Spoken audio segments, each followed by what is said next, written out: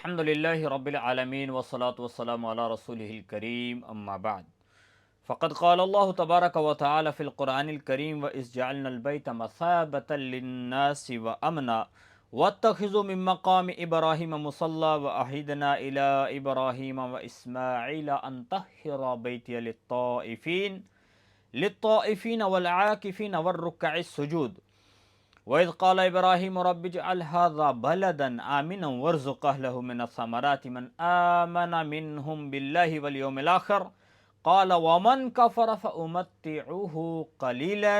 ثُمَّ أَضْطَرُّهُ إِلَى عَذَابِ النَّارِ وَبِئْسَ الْمَصِيرُ صدق اللہ العظیم۔ یہ سورۃ البقرہ کی آیت نمبر 125 اور 126 ہیں۔ اللہ تعالیٰ نے اس میں ابراہیم علیہ السلام اور اسماعیل کو اپنا گھر نئے سرے سے اس کو تعمیر کرنے کا حکم دیا تھا، تو اسی کے بارے میں ان آیات مبارکہ کے اندر تذکرہ ہے۔ خیر پہلے ہم ترجمہ دیکھتے ہیں۔ اور جب بنایا ہم نے گھر کو یعنی خانہ کعبہ کو مثابتاً لوگوں کے اجتماع کی جگہ، للناسی لوگوں کے لیے، و امنا اور امن کی جگہ، واتخذوا من مقام ابراہیم مصلی اور بناؤ تم مقام ابراہیم کو نماز پڑھنے کی جگہ، وعہدنا اور ہم نے حکم دیا ابراہیم کو اور اسماعیل کو، یہ حکم دیا ان طہر بیت للطائفین، یہ کہ وہ پاک رکھیں میرے گھر کو طواف کرنے والوں کے لیے، والعاکفین اعتکاف کرنے والوں کے لیے، والرکع السجود رکوع سجود کرنے والوں کے لیے یعنی نمازیوں کے لیے۔ وَإِذْ قَالَ ابراہیم اور جب ابراہیم نے اللہ کی ذات سے عرض کی، رب اجعل ھذا اے اللہ اس کو بنا دے شہر امنا امن والا، ورزق اہلہ اور رزق دے اس کے رہنے والوں کو پھلوں سے، من الثمرات من آمن منہم جو ان میں سے اللہ پر اور آخرت کے دن پر ایمان لائے، وقال اللہ کی ذات نے فرمایا، ومن کفر اور جس نے کفر کیا، فامتعہ پس میں اس کو نفع دوں گا تھوڑے دن کے لیے، تھوڑے ٹائم کے لیے، ثم اضطرہ الی عذاب النار پھر اس کو میں کھینچ لوں گا اس کو جہنم کی آگ کے عذاب کی طرف، وبئس المصیر اور وہ بڑی ہی بری لوٹنے کی جگہ ہے۔ تو میرے بھائی اور دوستو، پہلی آیت مبارکہ کے اندر اللہ تعالیٰ نے حضرت اسماعیل اور ابراہیم کو حکم دیا کہ وہ خانہ کعبہ کو پاک اور صاف رکھیں۔ تو اس آیت مبارکہ کے اندر خانہ کعبہ کی کچھ صفات کا تذکرہ ہے اور خانہ کعبہ کے متعلق کچھ احکامات کا تذکرہ ہے۔ ابراہیم علیہ السلام جب ملک شام میں تھے تو اللہ کی ذات نے حکم دیا، اسماعیل چھوٹے سے تھے تو حکم ملا تو وہاں سے ہجرت کی، اور جبریل امین ان کی رہنمائی کر رہے تھے، راستے میں کہیں رکنے نہیں دیا، یہاں تک کہ بیت اللہ تک پہنچایا۔ اور اس وقت یہ جو بیت اللہ ہے اس وقت میں اس کو یہ ایک ٹیلے کی شکل میں تھا۔ بیت اللہ جیسے آج ایک عمارت کی شکل میں موجود ہے اللہ کا گھر، ایسے نہیں تھا۔ تو ابراہیم علیہ السلام کو حکم ملا، وہ اپنی فیملی کے ساتھ، اپنی بیوی اور بچے کے ساتھ یہاں پہ تشریف لائے، ایک چھوٹا سا خیمہ سا بنایا اور اپنی بیوی کو اور اپنے بچے کو وہیں پہ چھوڑ دیا، اور ان کے پاس تھوڑی سی کھجوریں، تھوڑا سا پانی جو اس وقت توشہ دستیاب تھا وہ ان کے پاس رکھا، اور جبریل امین نے کہا بھئی اب چھوڑ کے جاؤ۔ جانے لگے تو ان کی بیوی حضرت حاجرہ بھی پریشان ہو گئیں کہ ہمیں چھوڑ کے کیوں جا رہے ہیں، پوچھتی رہیں تو بتایا نہیں، پھر ان کا اللہ کا حکم ہے تو بتایا ہاں اللہ کا حکم ہے، تو وہاں سے واپس ہوئے، اور پھر اس کے بعد جو ہے وہاں سے ہٹ کے پھر اللہ کی ذات سے دعائیں بھی کی ہیں کہ اللہ تو مہربانی فرما اس جگہ کو شہر بنا دے، اس کو آباد کر دے، یہاں پہ جو رہنے والے ہیں ان کو امن عطا فرما، جیسا کہ اس آیت مبارکہ کے اندر اس کا تذکرہ آ رہا ہے۔ تو ابراہیم علیہ السلام یہاں پہ اپنی فیملی کو چھوڑ کر گئے تھے، اور خانہ کعبہ کو تعمیر کرنے کا حکم دیا تھا، اور خانہ کعبہ کی تعمیر یہ ابتدائی طور پہ نہیں کر رہے تھے، بلکہ خانہ کعبہ کو پہلے سے اللہ کی ذات نے تعمیر کروا دیا تھا، اس کی بنیادیں موجود تھیں، جیسے کہ قرآن پاک کی دوسری آیت مبارکہ کے اندر اللہ تعالیٰ نے اس بات کا تذکرہ فرمایا ہے کہ جب حضرت ابراہیم علیہ السلام کو حکم ملا اور وہ خانہ کعبہ کی، وَإِذْ يَرْفَعُ إِبْرَاهِيمُ الْقَوَاعِدَ مِنَ الْبَيْتِ کہ اللہ کے گھر کی جو بنیادیں جو پہلے پڑی ہوئی تھی ان کو بنا رہے تھے، تو ابراہیم علیہ السلام نے یہاں پہ اپنی فیملی کو چھوڑا اور وَإِذْ جَعَلْنَا، اور جب اللہ کی ذات نے اس گھر کو بنا دیا، تو ابراہیم علیہ الصلوۃ والسلام حضرت اسماعیل کے ساتھ پھر سے اس اللہ کے حکم کے اوپر اس ٹیلے کو انہوں نے کھودا اور اس میں سے اللہ کا گھر بنایا، اور جس کا تذکرہ بخاری شریف میں بھی حدیث مبارکہ میں یوں آتا ہے کہ ابراہیم علیہ الصلوۃ والسلام اپنے بیٹوں کو وقتاً فوقتاً ملنے آیا کرتے تھے، اور اپنے بچہ جب تھوڑا بڑا ہو گیا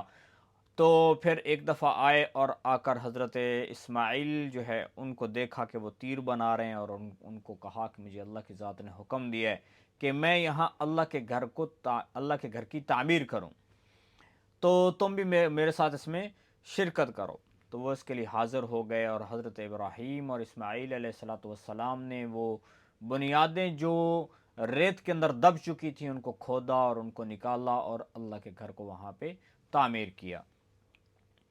اور اس کی بنیادوں کو نئے سرے سے کھڑا کیا۔ تو ابراہیم، اللہ تعالیٰ فرماتے ہیں جب ہم نے گھر کو مثابہ بنا دیا ہے، مثابہ کہتے ہیں لوٹنے کی جگہ کو،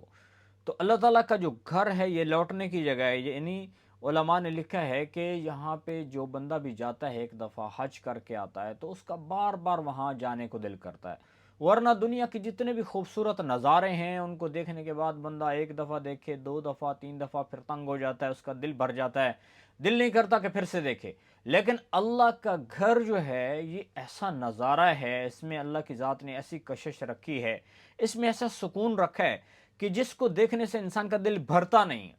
ایک دفعہ پھر دیکھا، پھر دیکھا، جتنی مرتبہ مرضی انسان دیکھتا رہے اس کا دل بھرتا نہیں۔ اور بعض علماء یہ فرماتے ہیں کہ بھئی یہ قبولیت حج کی بھی علامت ہے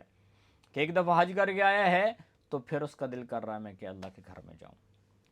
تو بہرحال اللہ کی ذات نے اس کو ایسی جگہ بنایا، اور پھر امن کی جگہ بھی ساتھ بنا دی ہے، اور خانہ کعبہ کو امن کی جگہ ایسے بنایا ہے کہ جب اللہ تعالیٰ جل شانہ کی ذات نے گھر بنایا، صرف وہ خانہ کعبہ جو اللہ کا گھر ہے وہ نہیں بلکہ پورا حرم اس کو امن کی جگہ بنا دی ہے، اور اس میں کسی قسم کا لڑائی جھگڑا کرنا، قتال کرنا بالکل ممنوع ہے، اور یہاں تک کہ جو اللہ کے نبی صلی اللہ علیہ وسلم کی آمد سے پہلے مشرکین مکہ، اگرچہ وہ بڑے لڑاکے لوگ تھے، ڈاکو بھی تھے، اور قتل و غارت بھی کرتے تھے، دشمنیاں بھی ان کی تھیں، نفرتیں ایک دوسرے سے بڑی تھیں، لیکن پھر بھی اگر کوئی اپنے باپ کے قاتل کو بھی حرم کے اندر دیکھ لیتا تو وہاں پر قدرت کے باوجود بھی اس سے بدلہ نہ لیتا، اس کو چھوڑ دیتا تھا، تو اس کا احترام کیا کرتا تھا۔ تو ایسے ہی اللہ کی ذات نے اس کو امن کی جگہ بنایا ہے، تو ابھی بھی اس کے لیے احکامات ایسے ہی ہیں کہ جو حج کرنے کے لیے بندہ گیا ہوا ہے جب حرم شریف کے اندر موجود ہے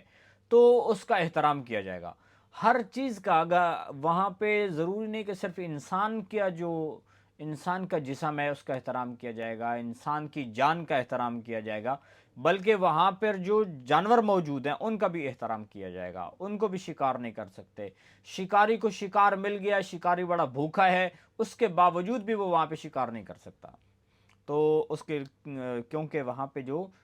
چیز بھی داخل ہو جائے جو اللہ کے حرم میں داخل ہو گیا وہ امن والا ہو گیا، تو اللہ کی ذات نے اس کو امن کی جگہ بنایا ہے۔ اور خانہ کعبہ میں جیسے پہلے جو ہے کسی نے بھی وہاں پر قتل و قتال نہ کیا ہے اور ممنوع ہے،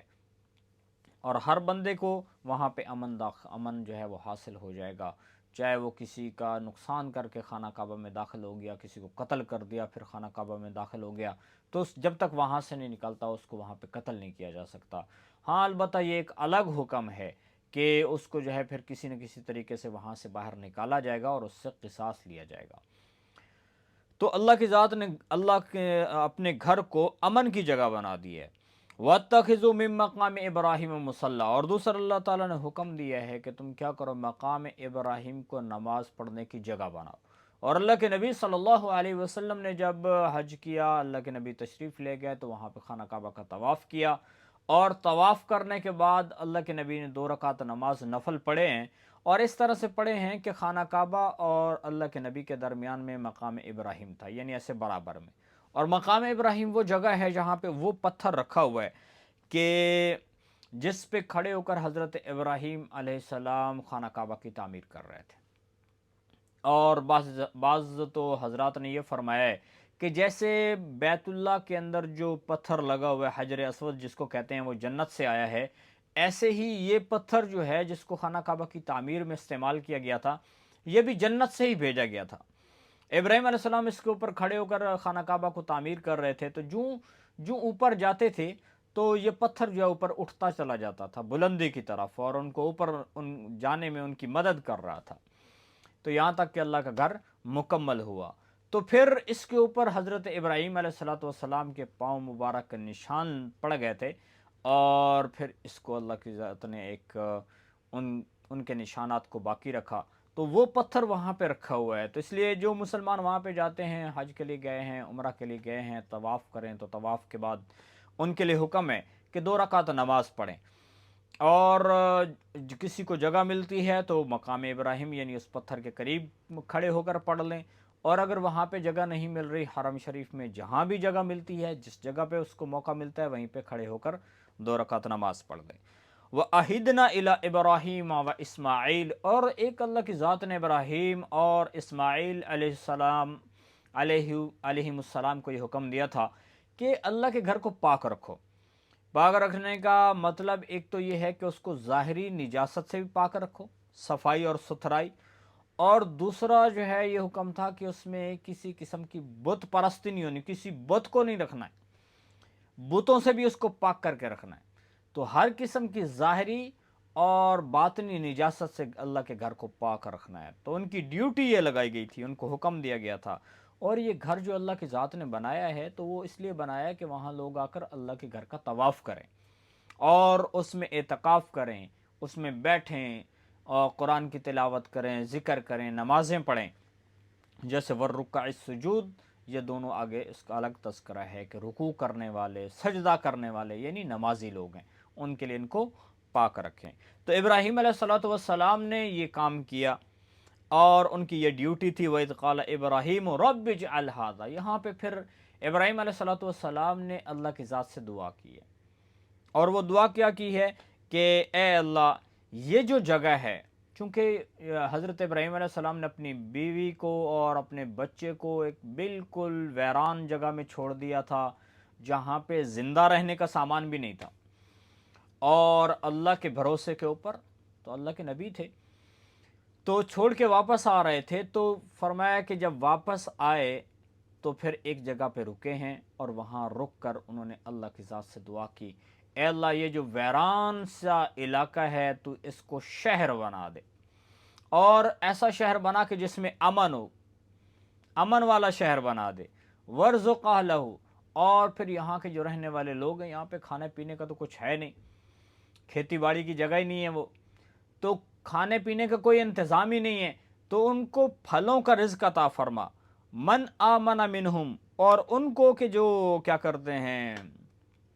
اللہ پر اور آخرت پر ایمان رکھتے ہیں، یہ دعا کی، جو ایمان والے ہیں ان کے لیے دعا کی،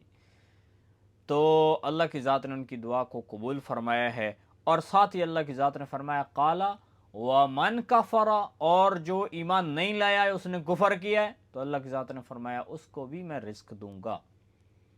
اس کو بھی نفع ملے گا دنیا میں، کچھ ٹائم کے لیے اس کو بھی میں نفع دوں گا، پھر اس کے بعد ثم اضطرہ الی عذاب النار، پھر اس کو جہنم کی آگ کی طرف میں کھینچ کے لے جاؤں گا، جیسے کسی کو زبردستی پکڑ کے لے جاتے ہیں، مرنا تو کوئی نہیں چاہتا،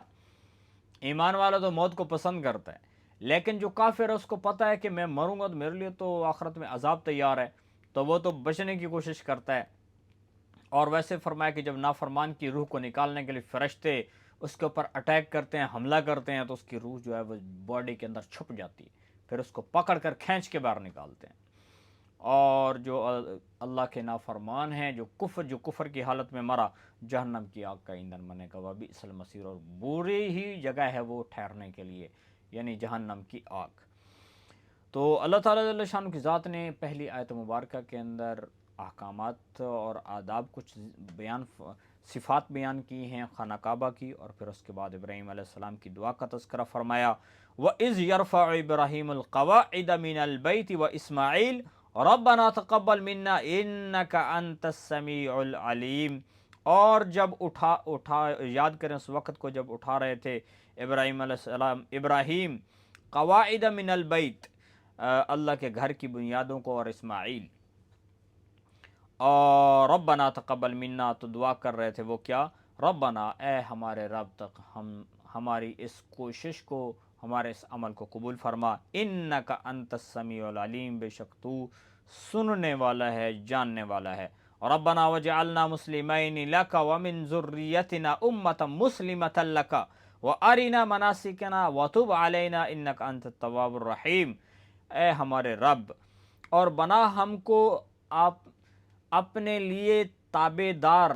مسلم، یعنی ہم آپ کی تابع داری کریں، فرما بردار ہمیں بنا اپنے لیے، ومن ذریتنا، اور ہماری ذریت میں سے، ہماری اولاد میں سے، امت مسلمۃ لک، ایسی ایک جماعت بنا دے کہ جو تیری فرما بردار ہو، وَأَرِنَا مَنَاسِكَنَا، اور حج کرنے کا ہمیں طریقہ سکھا، وَتُبْ عَلَيْنَا، اور ہماری کمیوں کو معاف فرما، اور اِنَّكَ أَنْتَ التَّوَّابُ الرَّحِيمُ، بے شک تو توبہ کو قبول کرنے والا ہے، رحم کرنے والا ہے۔ تو ابراہیم علیہ الصلوۃ والسلام اور ان کے بیٹے کی جب ڈیوٹی لگی، انہوں نے اللہ کا گھر بنایا، اور اس کے اوپر انہوں نے عرض کیا، اللہ تیری مہربانی ہے، تو نے ہمیں ایک بہت ہی عظیم کام کے لیے منتخب کیا ہے، اللہ ہماری اس کوشش کو قبول فرما لے۔ تو ربنا بار بار اس لفظ کو استعمال کیا جا رہا ہے۔ حضرت ابراہیم علیہ الصلوۃ والسلام اس طرح سے اللہ کی ذات سے دعا مانگ رہے ہیں، تو دعا مانگنے کا ایک طریقہ ہے، یعنی اللہ کے سامنے اپنی عاجزی کا اظہار کرنا، اے ہمارے پالنے والے۔ تو اللہ کی ذات سے یوں کر کے عاجزی کے ساتھ دعائیں مانگنا، اللہ تعالیٰ دعاؤں کو قبول فرماتے ہیں۔ اور پھر اس کے ساتھ ساتھ یہ بھی کہا کہ ہمیں اپنا فرما بردار بنا۔ یہ بہت بڑی اہم دعا ہے کہ اللہ کی ذات سے یہ مانگنا کہ اللہ مجھے اپنا فرما بردار بنا، یعنی ایمان دیا ہے تو میں میری جو جتنی بھی صلاحیتیں ہیں وہ تیرے دین کے لیے خرچ ہوں، اے اللہ مجھے اپنی صلاحیتیں دین کے لیے لگانے کی توفیق عطا فرما۔ تو یہ دعا کیا کریں، اور پھر اپنی اولاد کے لیے بھی دعا کریں، جیسے کہ فرمایا ابراہیم علیہ الصلوۃ والسلام نے اپنے لیے صرف دعا نہیں کی، وَمِن ذُرِّيَّتِنَا، اور ہماری جو اولاد آگے نسل آنے والی ہے، اللہ اس کو بھی توفیق عطا فرمانا، اس کو بھی اس کے اوپر لگانا۔ رزق تو اللہ کی ذات نے اپنے ذمے لیے، حلال کمائی کرنے کے لیے محنت کرنا بہت بڑی بات ہے، رزق حلال کماتا ہے انسان، تو اس کے اوپر بھی اللہ اس کو بڑا اجر دیتے ہیں۔ تو اللہ کی ذات سے یہ دعا مانگی کہ اس پہ، یہ جو اگر ایک بندہ ہے وہ بالکل غریب ہے لیکن اس کے پاس دین ہے، اس کے پاس دین اسلام اور دین کے اوپر عمل کر نیک اعمال کر رہا ہے وہ، تو یہ بہت بڑا خوش قسمت انسان ہے۔ وہ آرینا مناسکنا، اور ساتھ حج کرنے کا کیا طریقہ ہے، اس کے مناسک ہیں جو اس کے یعنی وہ ہم کو سکھا دے، وتب علینا، اور ہمارے اوپر ہماری توبہ کو قبول فرما، یعنی ہم پہ مہربانیاں فرما، کہ کمی کوتاہی کو معاف فرما، انک انت التواب الرحیم، اور ساتھ ہی دعا کر دی کہ اللہ تو توبہ کو قبول کرنے والا ہے اور مہربان ہے۔ تو ان آیات مبارکہ کے اندر اللہ تعالیٰ نے ابراہیم علیہ الصلوۃ والسلام نے جب خانہ کعبہ کو تعمیر کیا، اللہ کی ذات نے ان کو حکم دیا، اس کا تذکرہ تھا، اور ساتھ ہی ابراہیم علیہ السلام نے کیا دعائیں کی ہیں اس کا تذکرہ تھا۔ تو اللہ تعالیٰ ہمیں دین کی بات کو سن کر اس کے اوپر عمل کر